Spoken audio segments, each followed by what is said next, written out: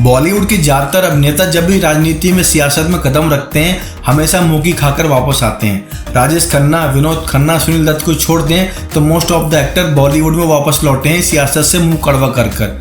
इसमें कई सारे नाम आते हैं जैसे गोविंदा हो गए, सनी देओल हो गए, शिखर सुमन हो गए, शत्रुघ्न सिन्हा हो गए, यहाँ तक कि बाबुल सुप्रियो ने भी पुरानी पार्टी छोड़कर तृणमूल कांग्रेस का दामन थाम लिया है। बहरहाल बाबुल सुप्रियो कहते हैं कि जब वो पार्टी में थे तब पब्लिक को एंटरटेनमेंट के साथ साथ म्यूजिक भी देते थे और पॉलिटिक्स का ज्ञान भी देते थे, और यही काम गोविंदा आजकल शिवसेना की पार्टी में कर रहे हैं, जिसके लिए वो खास तौर पर फजीहत का सामना भी कर रहे हैं।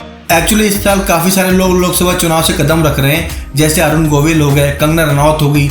इसके अलावा गोविंदा भी शिवसेना से जुड़ चुके हैं। इससे पहले वो कांग्रेस की पार्टी में काम कर चुके हैं, बट शिवसेना से जुड़ने के बाद उनका एक वीडियो सोशल मीडिया पर आया है जिसको लेकर चुनावी कैंपेन में वो एक हिट गाने पर डांस करते नजर आ रहे हैं। 90 के दशक के सुपरस्टार रह चुके गोविंदा इस पूरे गाने में अपनी ही मूवी के किसी सॉन्ग को परफॉर्म कर रहे हैं, जिसको लेकर लोगों की राय अलग अलग है।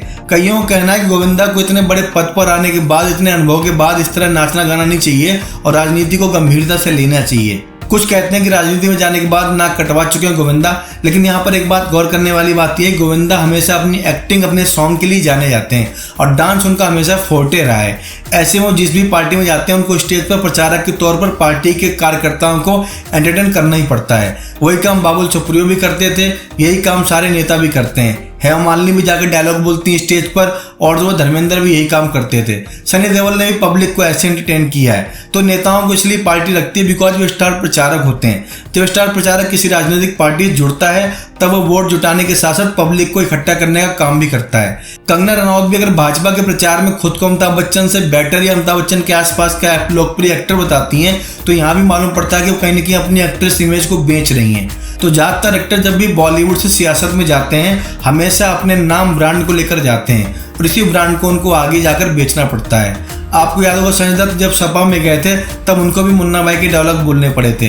तो गोविंदा के जब चुनावी प्रचार में डांस निकल कर आता है तब उनको क्रिटिसाइज करने के बजाय इस बात की एक मजबूरी समझना चाहिए कि मोस्टली एक्टरों की जो फोर्टे है उसीलिए राजनीतिक पार्टियां बुलाती हैं। अगर वो फोर्टे को आजमाएंगे नहीं, उसको यूज नहीं करेंगे, तब राजनीति में उनका कोई भी काम नहीं है। तो गोविंदा वही कर रहे हैं जिसके लिए जाने जाते हैं, फिर चाहे वो रियलिटी शो में करें चाहे राजनीति के स्टार्ट में। हाँ, यहाँ पर एक गंभीर बात यह है कि अगर अभिनेताओं को नेता बनना है, सियासत में जाना है, तब कहीं ना कहीं अपनी पुरानी इमेज को छोड़कर नए चोले में आना पड़ेगा, वरना राजनेता कभी भी अभिनेताओं को गंभीरता से नहीं लेंगे। और यही हाल रहा तो आने वाले टाइम में गोविंदा फिर से राजनीति छोड़कर हाथ जोड़ेंगे और कहेंगे राजनीति में आकर उन्होंने फिर से गलती कर दी।